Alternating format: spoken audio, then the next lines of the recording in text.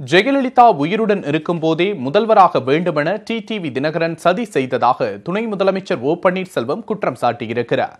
மன்னார்குடியில் நடைபெற்ற பொதுக்கூட்டத்தில் பேசிய அவர், திவாகரன் இல்லாத நேரத்தில் தன்னை மிரட்டி ராஜினாமா கடிதம் வாங்கியதாகவும் தெரிவித்தார். நதிநீர் பிரச்சனையில் உரிய தீர்வு பெற்று தந்த அதிமுக அரசுக்கு நன்றி தெரிவிக்கும் பொதுக்கூட்டம் திருவாரூர் மாவட்டம் மன்னார்குடியில் நடைபெற்றது.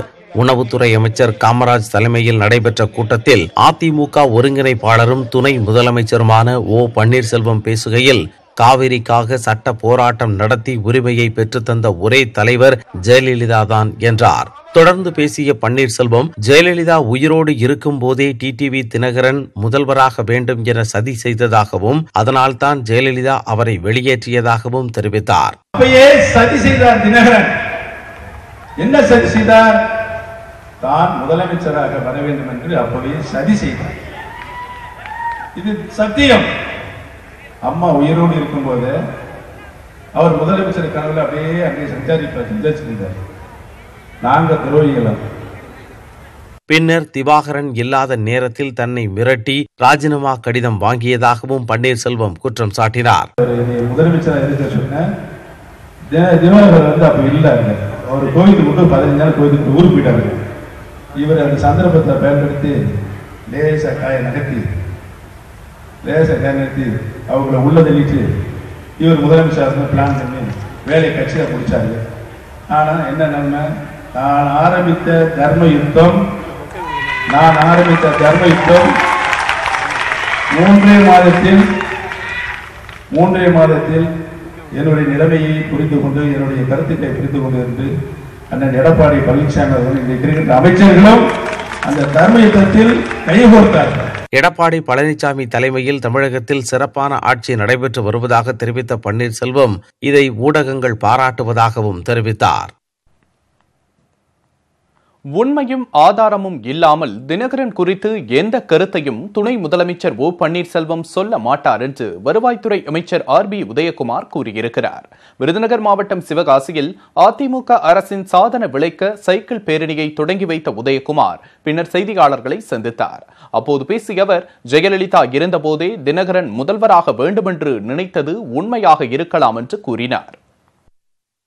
அவர் சொல்லியிருக்கிறார் சொன்னால் அதிலே அவர் நிச்சயமாக ஆதாரத்தோடு சொல்லியிருப்பார். ஆகவே அதை அவர் தான் விளக்க வேண்டும். ஆகவே நிச்சயமாக அவர் சொல்லியிருக்கிறார் என்று சொன்னால் அது நிச்சயமாக அதில் உண்மை இருக்கும், ஆதாரம் இருக்கும். ஆதாரம் இல்லாமல், உண்மை இல்லாமல் எப்போதும் எதையும் நம்முடைய மாண்புமிகு துணை முதலமைச்சர் அவர்கள் பேசுவது கிடையாது. நாடாளுமன்றத்திற்கு முன்கூட்டியே தேர்தல் நடைபெறாது என்று உள்துறை அமைச்சர் ராஜ்நாத் சிங் தெரிவித்துள்ளார். தி ஹிந்து நாளிதழுக்கு அவர் அளித்துள்ள பேட்டியில், மக்களவை தேர்தல் அடுத்த ஆண்டு தேர்தல் ஆணையம் திட்டமிடும் தேதியில்தான் நடைபெறும் என்றும் அதற்கு முன்பே தேர்தல் நடத்துவது சாத்தியமில்லாதது என்றும் அவர் கூறியிருக்கிறார். மக்களவை தேர்தலுக்கான பணிகள் அனைத்தும் மார்ச் 19ஆம் தேதிக்குள் முடிவடையும் என தெரிவித்துள்ள ராஜ்நாத் சிங், ஜனவரி மாதத்தில் சத்தீஸ்கர், மத்திய பிரதேசம், ராஜஸ்தான் மற்றும் மிசோரம் மாநிலங்களுக்கு சட்டப்பேரவை தேர்தல் நடைபெற வாய்ப்பிருப்பதாக கூறியிருக்கிறார். நாடாளுமன்றத்திற்கும் சட்டமன்றத்திற்கும் ஒரே நேரத்தில் தேர்தல் நடத்த வேண்டும் என்று பிரதமர் மோடி தொடர்ந்து தெரிவித்து வருவதாகவும் அதுகுறித்து தேர்தல் ஆணையம் பரிசீலித்து வருவதாகவும் ராஜ்நாத் சிங் குறிப்பிட்டிருக்கிறார். தனியார் நிறுவனங்கள் கடற்கரையோர தாது மணலை வெளிநாட்டுக்கு ஏற்றுமதி செய்வதற்கு தடை விதிப்பதற்கு மத்திய அரசு முடிவெடுத்திருக்கிறது. தமிழகத்தில் தாது மணல் ஏற்றுமதி சட்டவிரோதமாக மேற்கொள்ளப்பட்டு வருவதாக குற்றச்சாட்டுகள் எழுந்தன. இந்த நிலையில் வெளிநாடுகளுடனான வர்த்தகத்திற்கான இயக்குநரகம் வெளியிட்டுள்ள அறிக்கையில், தனியார் நிறுவனங்கள் தாது மணலை ஏற்றுமதி செய்வதற்கு தடை விதிக்க மத்திய அரசு திட்டமிட்டுள்ளதாக தெரிவிக்கப்பட்டுள்ளது. மத்திய அரசின் கட்டுப்பாட்டில் உள்ள அணுசக்தி துறையின் கீழ் செயல்படும் இந்திய ரேர் எர்த்ஸ் லிமிடெட் நிறுவனத்திற்கு மட்டுமே கடற்கரையோர தாது மணலை ஏற்றுமதி செய்வதற்கான அனுமதியை வழங்க மத்திய அரசு முடிவு செய்துள்ளது. மத்திய அரசின் உயர்மட்ட அதிகாரிகள் மேற்கொண்ட விரிவான ஆலோசனைக்கு பிறகு இந்த நடவடிக்கை எடுக்கப்பட்டுள்ளதாக அதிகாரிகள் தெரிவித்துள்ளனர். 2013ஆம் ஆண்டு தாதுமணல் ஏற்றுமதி குறித்து சர்ச்சைகள் எழுந்த நிலையிலேயே தமிழக அரசு தனியார் நிறுவனங்கள் தாதுமணல் ஏற்றுமதி செய்ய தடை விதித்தது குறிப்பிடத்தக்கது. இது தொடர்பான வழக்கு சென்னை உயர்நீதிமன்றத்தில் உள்ளதால் தீர்ப்பு வந்த பிறகு இந்த விவகாரத்தில் கொள்கை முடிவு மேற்கொள்ளப்படும் என அண்மையில் முதலமைச்சர் எடப்பாடி பழனிசாமி சட்டப்பேரவையில் தெரிவித்திருந்தார். சேலம் தனியார் சிபிஎஸ்இ பள்ளியில் மாணவிகளுக்கு பாலியல் தொல்லை கொடுத்த கணக்கு ஆசிரியர் மீது போக்சோ சட்டத்தில் வழக்கு பதிவு செய்யப்பட்டுள்ளது. சேலம் 3 ரோடு அருகே உள்ள தனியார் சிபிஎஸ்இ பள்ளியில் கணக்கு ஆசிரியராக பணியாற்றுபவர் சத்தி. இவர் அப்பள்ளியில் 3 மற்றும் 4ஆம் வகுப்பு படிக்கும் மாணவிகளிடம் தவறான முறையில் நடந்து பாலியல் தொல்லை கொடுத்ததாக தெரிகிறது. இதனையடுத்து பாதிக்கப்பட்ட மாணவிகள் தங்கள் பெற்றோரிடமும் ஆசிரியரிடமும் புகார் அளித்தனர்.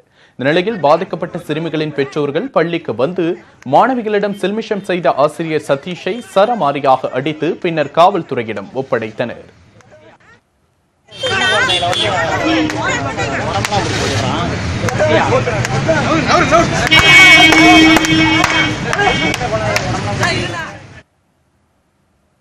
இந்த சம்பவம் தொடர்பாக ஆசிரியர் சதீஷிடம் போலீசார் விசாரணை மேற்கொண்டனர். இதனையடுத்து அவர் மீது போக்சோ சட்டத்தின் கீழ் வழக்கு பதிவு செய்து கைது செய்யப்பட்டிருக்கிறார்.